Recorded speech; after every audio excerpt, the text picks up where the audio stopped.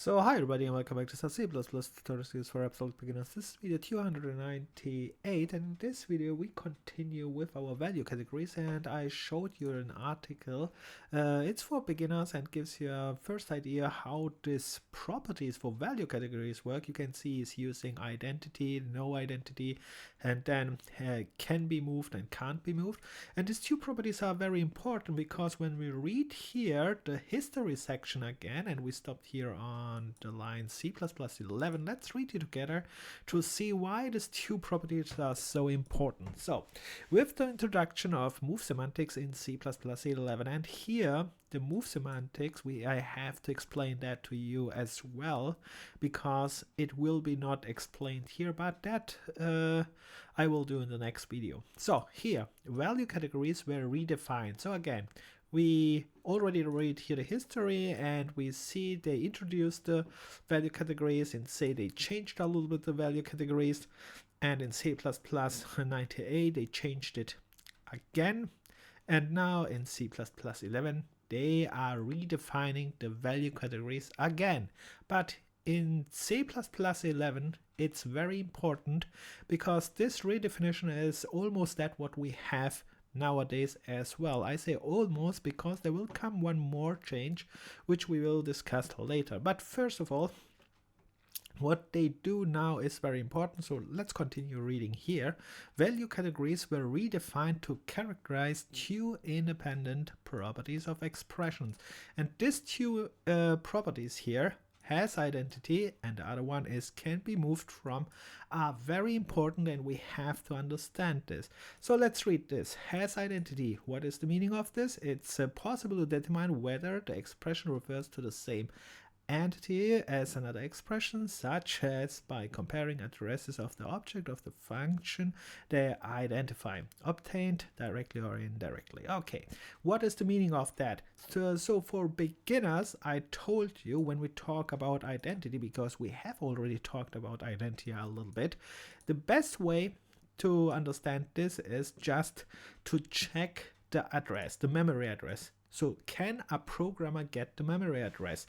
And again, this word identity is not absolutely perfect defined. So if you want to read further, use a good C++ book, or even better, the original documentation. But like I said before, as a beginner, it's enough when you understand an identity means if you have here an object, for example, this C here, that you can distinguish this one here from all other thing absolutely clear. So you can't say accidentally this other C here, look, this one looks absolutely the same, but how you can distinguish these two C's here now?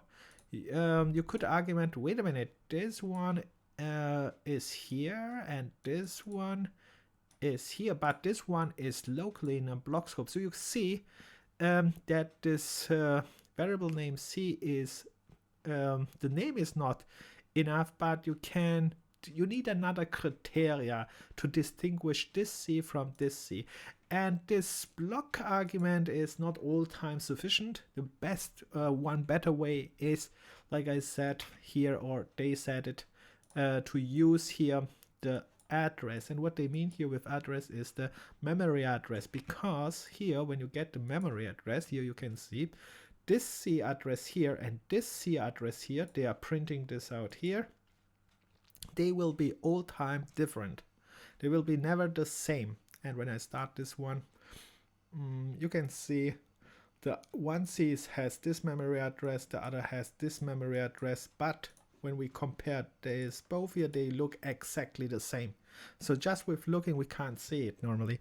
All right, identity is that we have to understand this. So the question is why we have to understand this, because later when we go here down, they are defining these value categories, these different value names, L value, X value, and so on, with these two properties here.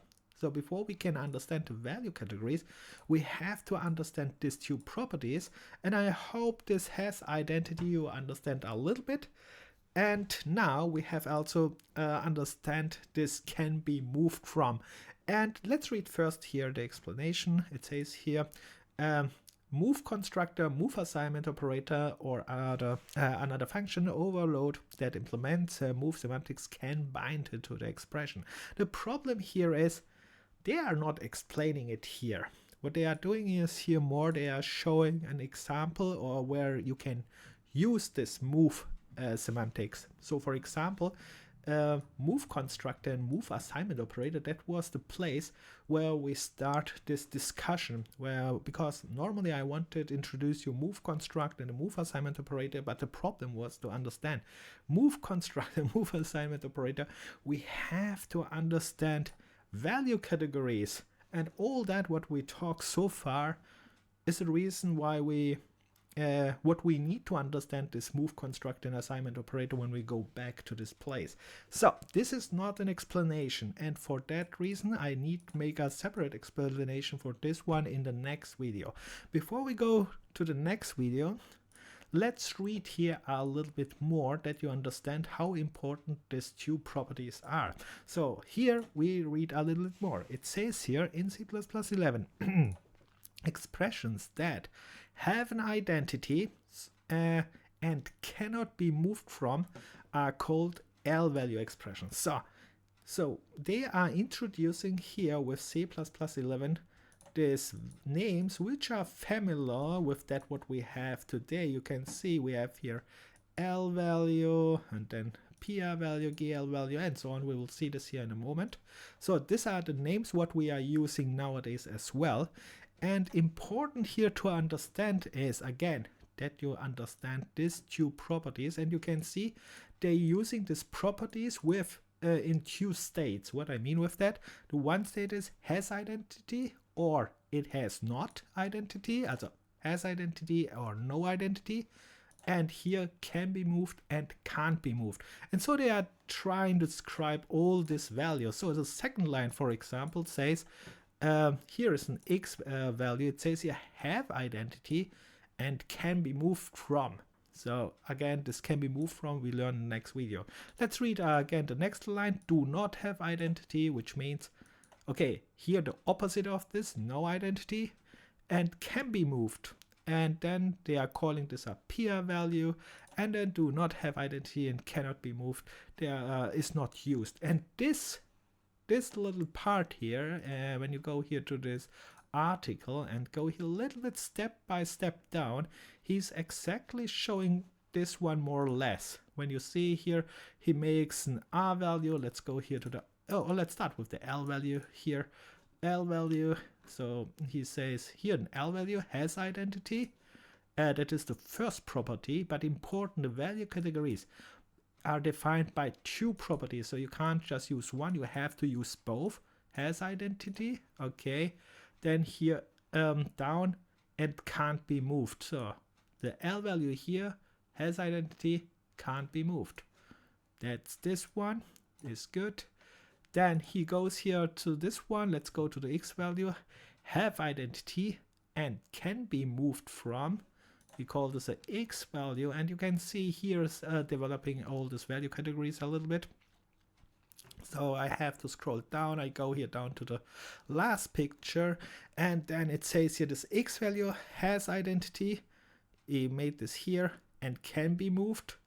He write this here, and then it's this thing. But important here, why I'm showing you this one is, I showed you this kind of diagrams one time, right? I said if you understand these diagrams which you find here on the net, then you understand value categories. And then I told you as well, this diagrams looks very easy, but actually it's very difficult if you have no background knowledge, and that's why we are doing all this kind of stuff here, because that is the background knowledge, and these diagrams are more or less just a very fast comprehension. So they make it very short, it shows it, but without background knowledge you will not understand it. And the worst case is some diagrams here, for example this one here, is not even showing the two most important properties. What is that?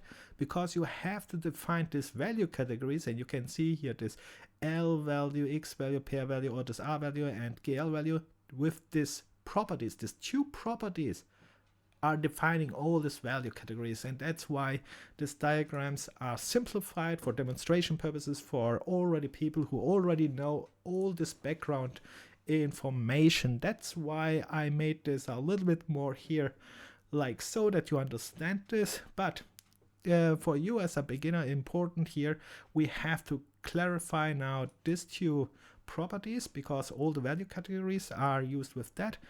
And then we have to show this again here, and then you can read some more further books to understand this a little bit more in detail, but these are so the beginner level that you see that. Let's finish this line here. Perhaps in the next video I will talk about what it means here, move, but let's really finish at least this reading here. Let's see what they say here. They say the expressions that have an identity are called GL value expressions, and then let's compare this one. You can see this GL value is here, this green one, and you see the green one means here has identity. Important are this property again here, and both L values and X values are GL value expressions, exactly that one.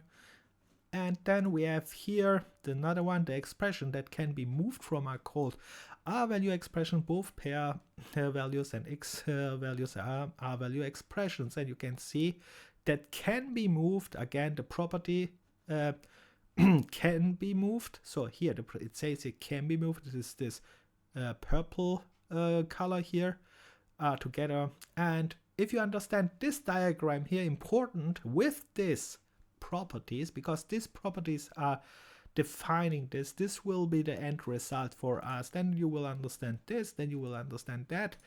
And yeah, and in the next video we have to clarify what this can be moved from means, because we have not clarified that. So with that said, I stop this video here. If you have any questions, like all the time, write into the comment section. See you in the next video, and bye, good luck, and like all the time, have fun and never give up.